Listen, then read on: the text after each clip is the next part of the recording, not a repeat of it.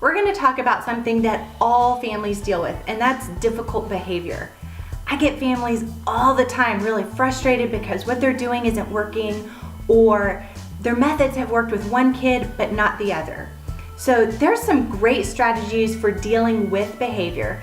Today, I want to talk about 4 keys that will really help your family prevent some of these behaviors and get on a path where you're going to see better communication and more effectiveness. Okay, let's get started. The first key is to love unconditionally. What? What, Jenna? I love my kids? Hey, I know you love your kids. We as parents would do anything for our kids. So here's the thing. Sometimes our kids don't have a clear understanding of what that means. They think that if they mess up at school or they don't do something well, then it affects how much worth you have in them.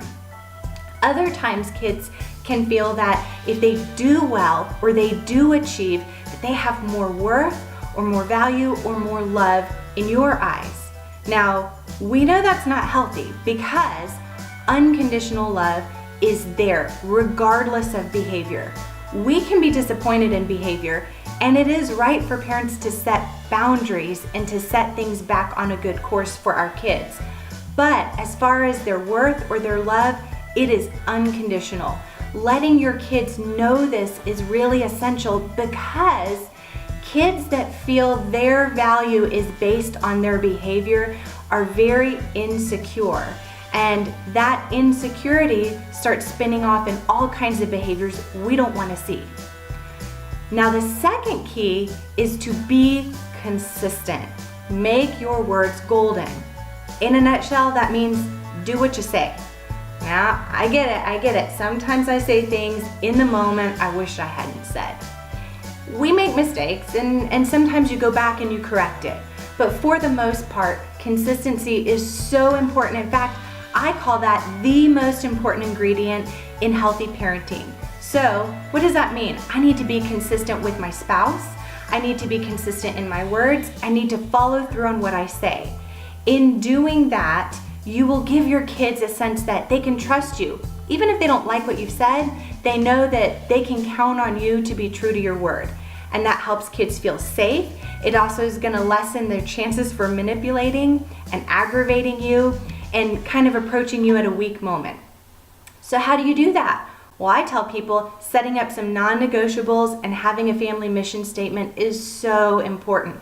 And my e-course can help you do that, but I plan on writing some articles on that too in the future.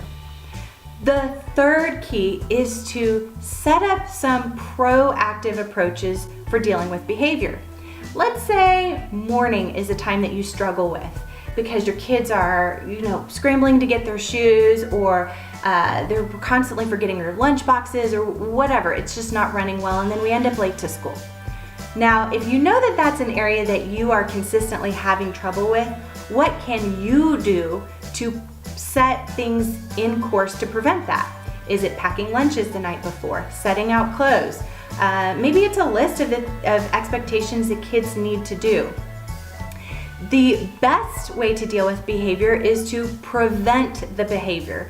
So if you can have some role plays before you go into a social situation, or however it is structure in your home where you can help your kids prevent it, that's the ideal way.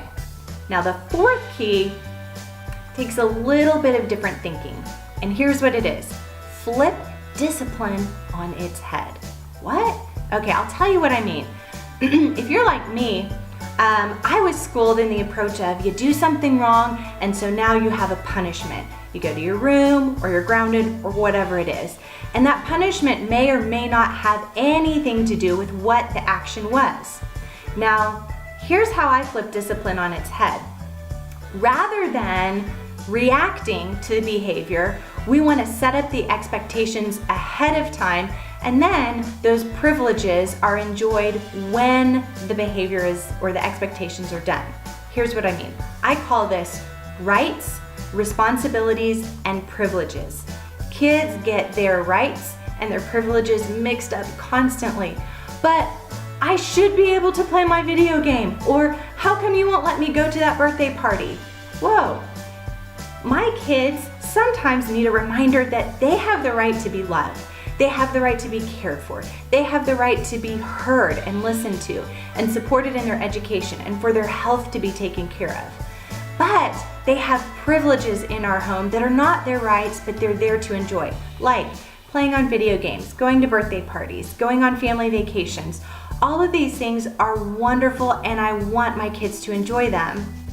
But just like I have responsibilities in my life, they have responsibilities as part of this family, which are to demonstrate our expectations of safety and respect, and also to take care of things like their homework, cleaning up in their room, or any other chores or expectations that we have set as a family. In doing this, rights, responsibilities, and then privileges, kids gain an understanding that they get the privileges not as an entitlement, but as a result of meeting their responsibilities.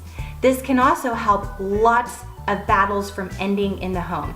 So I suggest that you go home and have a discussion with your spouse first, and then hold a family meeting and talk about what are some of the rights, what are some of the privileges, and what are responsibilities that everyone has. Do we need to look at that a little differently?